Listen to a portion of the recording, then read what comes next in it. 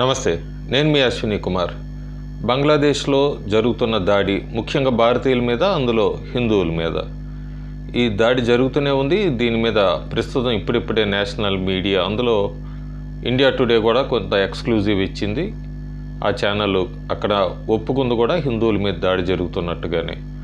కానీ భారతదేశంలో మాత్రం చాలామంది ఇంకా హిందువుల మీద దాడి జరగట్లేదు అంటూ, లేదా ముస్లింలు అండగా ఉంటున్నారు అంటూ కూడా కొంత ప్రచారం అయితే జరుగుతోంది సోషల్ మీడియా వేదికగా.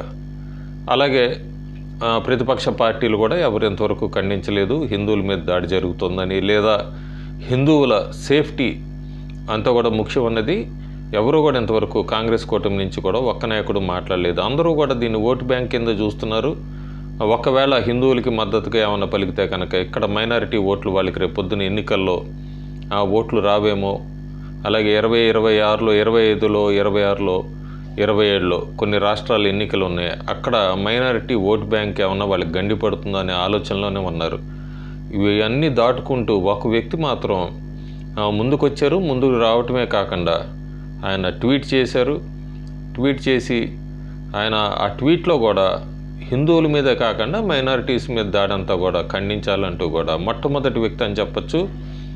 చలనచిత్ర పరిశ్రమకు సంబంధించిన వ్యక్తి, తర్వాత రాజకీయాల్లో వచ్చిన వ్యక్తి, ప్రస్తుతం ఆంధ్రప్రదేశ్ డిప్యూటీ సీఎం, జనసేన అధ్యక్షుడు పవన్ కళ్యాణ్. దాదాపు చలనచిత్ర పరిశ్రమ నుంచి కూడా ఎవరు ముందుకు రాలేదు. ఎవరికి వాళ్ళకి ఏ రంగంలో వాళ్ళకి ఆ రంగంలో ఎక్కడ రేపొద్దున వాళ్ళ వ్యాపారాల్లో కానీ రాజకీయాల్లో వాళ్ళకి ఏమన్నా గండిపడుతుందన్న ఆలోచనతో ఎవరు కూడా ఈ విషయం మీద మాట్లాడలేదు. అసలు ఇలాంటి మైనారిటీస్, సెలబ్రిటీస్ వీళ్ళందరూ కూడా మాట్లాడాలి, ముందుకు రావాలి. ఒక పొలిటీషియన్సే కాదు, అందరూ కూడా ఏకగ్రీవంగా ఖండించాల్సిన విషయం. ప్రస్తుతం పవన్ కళ్యాణ్ ఆయన చేసిన ట్వీట్ అయితే చాలా ఆలోచింపదగ్గగా ఉంది. అంటే ఆయన ప్రచారంలోనే, ఎన్నికల ప్రచారం అప్పుడే చెప్పారు, నేను ముఖ్యంగా హిందువులకు మద్దతు తెలుపుతున్నానని చెప్పి ముస్లింలు మైనారిటీలు ఏమనుకోద్దు, ఎవరికి అన్యాయం జరిగినా నేను ముందుంటాను, ఏ వర్గానికి చెందిన అని ఆయన చెప్పారు. ప్రస్తుతం బంగ్లాదేశ్ మీద అయితే ఆయన మొట్టమొదటి వ్యక్తి అని చెప్పచ్చు. ట్వీట్ కానీ రెస్పాండ్ కానీ అయిన వ్యక్తి ప్రధానమంత్రి లేదా బీజేపీ నాయకులు కాకుండా.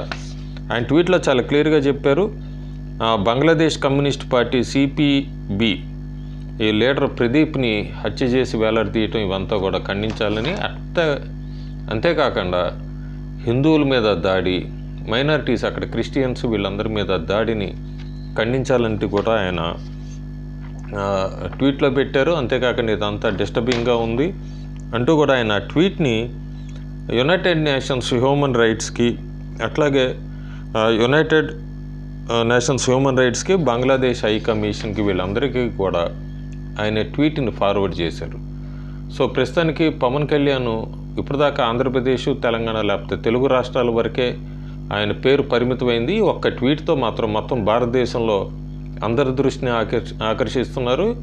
ఆయన ట్వీట్ పెట్టాక ఆయనకి దాదాపు చాలా భారతదేశంలో అన్ని రాష్ట్రాల నుంచి కూడా ఆయనకి విపరీతంగా పాజిటివ్ రెస్పాన్స్ అయితే కనబడుతుంది మనకి సోషల్ మీడియాలో.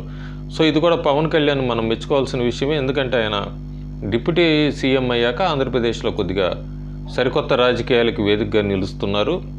పనులు, అలాగే ఎక్కడైనా ప్రాబ్లం, ఇబ్బంది ఉన్నా కూడా సాల్వ్ చేయడంలో ఇమీడియట్గా మనం కొన్ని రోజుల కిందట చూసాము. ఒక బాలిక మిస్సింగ్ కేసు అయితే దాదాపు 9 నెలల నుంచి పెండింగ్ ఉన్నదంతా కూడా ఆయన 24 గంటల్లో ఇమీడియట్గా ఎస్ఐకి ఫోన్ చేయటము, ఆ తర్వాత ఆ అమ్మాయి లింక్ అంతా కూడా అది ఆల్మోస్ట్ ఒక జిహాదీ కేసు కింద కూడా రిజిస్టర్ అయ్యి ఆయన తక్షణం ఎంటర్ అవ్వబట్టి ఆ అమ్మాయి సేవ్ అయింది, కాశ్మీర్ నుంచి తీసుకొని వచ్చారు. అట్లాగే ఇప్పుడు బంగ్లాదేశ్లో కూడా హిందువుల మీద దాడిని ఖండించాలంటూ కూడా మొట్టమొదట రెస్పాండ్ అయిన వ్యక్తి సౌత్ ఇండియా నుంచి, అంతేకాకుండా ఫిలిం ఇండస్ట్రీకి సంబంధించిన వ్యక్తి కూడా చెప్పాలి, రాజకీయాలనే కాకుండా. సో ప్రస్తుతం పవన్ కళ్యాణ్ పేరైతే మాత్రం భారతదేశంలో ఈ విషయం మీద మాత్రం ట్విట్టర్ వేదికగా బాగా ట్రెండ్ అవుతోంది. Thank you.